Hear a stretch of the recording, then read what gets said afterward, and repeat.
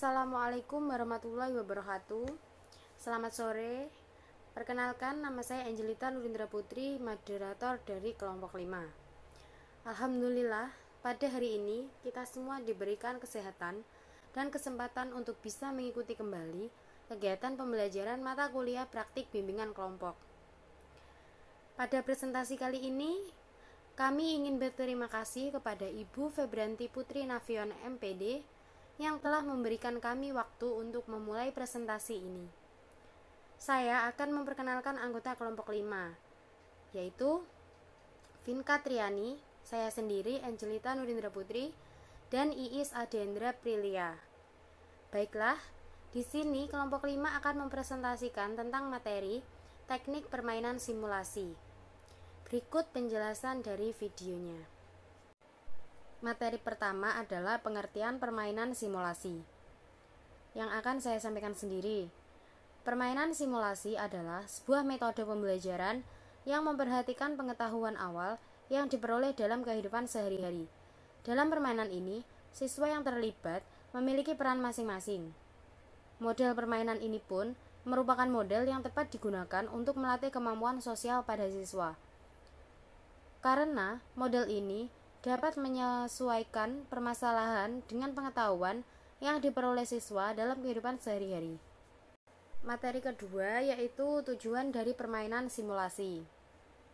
Tujuan dari permainan simulasi adalah membantu individu untuk memecahkan masalah.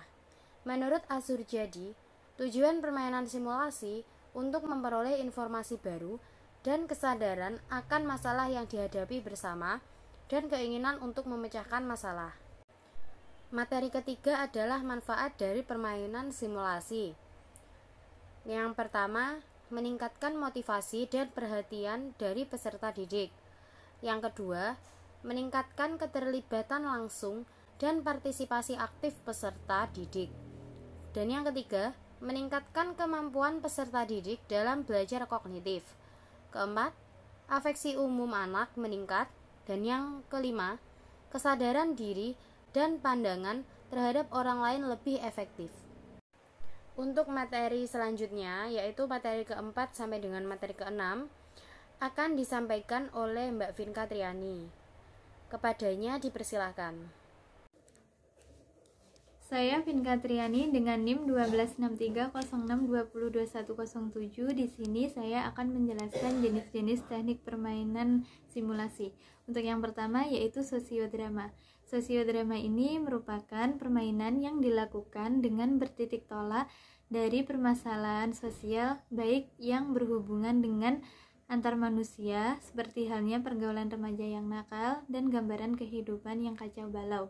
Yang kedua yaitu ada psikodrama. Psikodrama ini merupakan sebuah kegiatan pengajaran yang bertitik tolak dari permasalahan yang lebih menyangkut psikologi manusia. Dalam hal ini, hubungan antar manusia seperti halnya situasi keluarga yang sedang sedih karena orang tuanya yang sudah meninggal dan anak-anaknya masih kecil, butuh bimbingan serta biaya dalam kehidupan kedepannya. Untuk yang ketiga yaitu adanya role playing atau bermain peran. Role playing ini merupakan jenis metode simulasi yang bertitik tolak dari permasalahan berhubungan dengan manusia dengan tujuan untuk mengkreasikan kembali peristiwa-peristiwa sejarah atau masa lampau, mengekspos peristiwa-peristiwa masa kini, dan seterusnya. Yang terakhir yaitu ada peer teaching.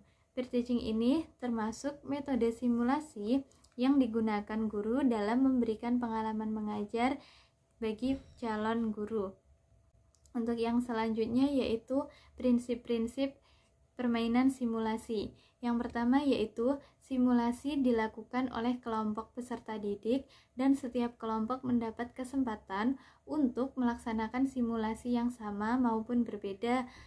Yang kedua, semua peserta didik harus dilibatkan sesuai peranannya. Yang ketiga yaitu penentuan topik dapat dibicarakan secara bersama-sama. Yang keempat, petunjuk simulasi terlebih dahulu harus disiapkan secara terperinci atau secara garis besarnya tergantung pada bentuk dan tujuan simulasi. Untuk yang kelima yaitu dalam kegiatan simulasi hendaknya mencakup semua ranah mulai dari pembelajaran baik kognitif, afektif maupun psikomotorik. Untuk yang keenam yaitu ada simulasi, di mana simulasi ini merupakan latihan keterampilan agar dapat menghadapi kenyataan dengan baik. Yang ketujuh adanya simulasi yang menggambarkan situasi lengkap dan proses yang berurutan diperkirakan terjadi dalam situasi yang sesungguhnya. Yang kedelapan, hendaknya dapat diusahakan terintegrasinya beberapa ilmu, terjadinya proses sebab akibat, pemecahan masalah, dan lain sebagainya. Untuk selanjutnya yaitu langkah-langkah pelaksanaan permainan simulasi. Yang pertama yaitu menyediakan alat permainan beserta kelengkapannya. Yang kedua, fasilitator menjelaskan tujuan permainannya. Yang ketiga, menentukan pemain, penulis, dan pemegang peranan. Yang keempat, menjelaskan aturan bermain. Yang kelima, berdiskusi dan bermain.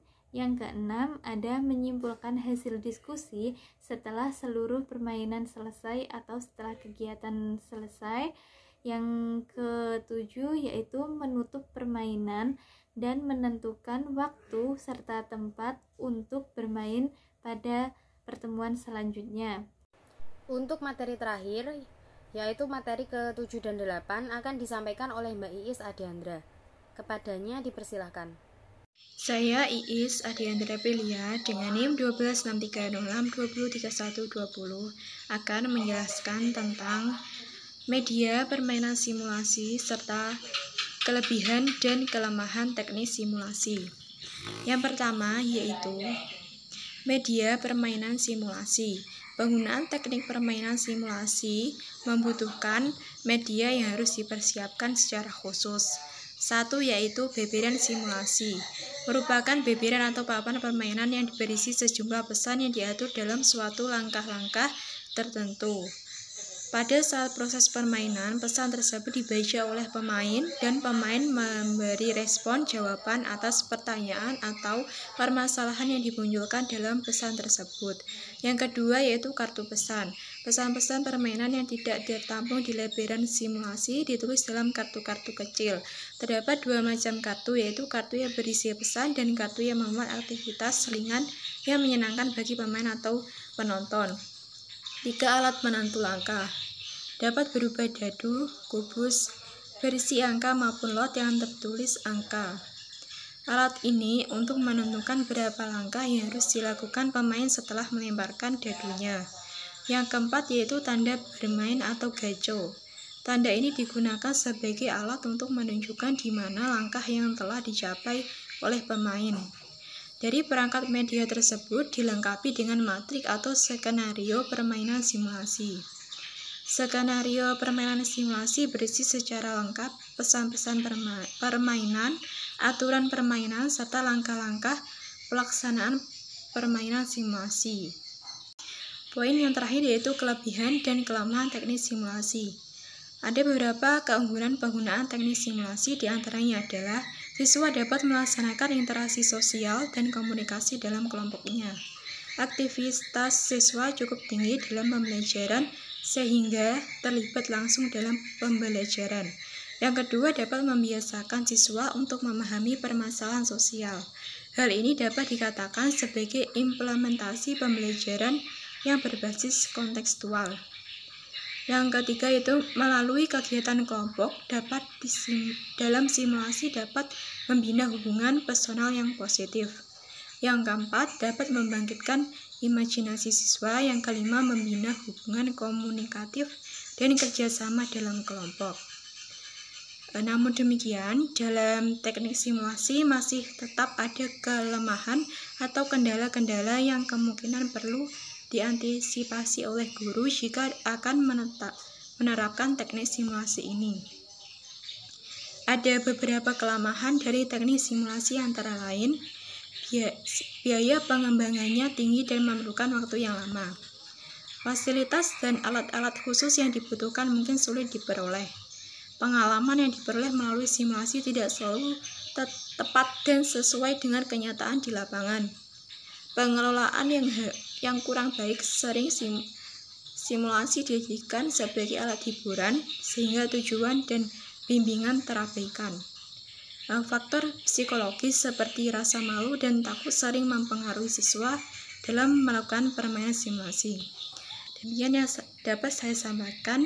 Jika ada kesalahan kata, mohon dimaafkan. Terima kasih.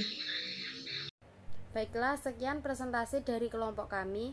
Apabila terdapat kurang dan lebihnya, kami mohon maaf yang sebesar-besarnya. Akhir kata, wassalamualaikum warahmatullahi wabarakatuh.